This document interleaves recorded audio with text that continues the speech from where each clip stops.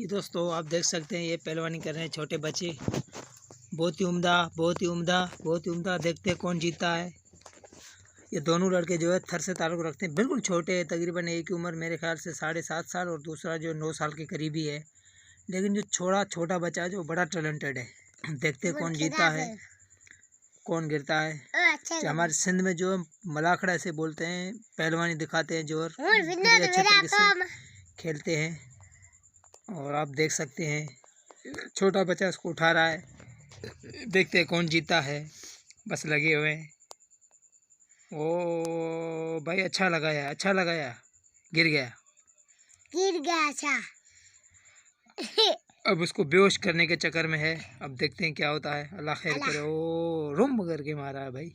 आप देखो रिएक्शन, देखो देखो देखो देखो, वाह कैसे ठोका है भाई, बड़े जोर से ठोका। लेकिन वो जो गिरने वाला हंस रहा है, मुझे ऐसे लग रहा है।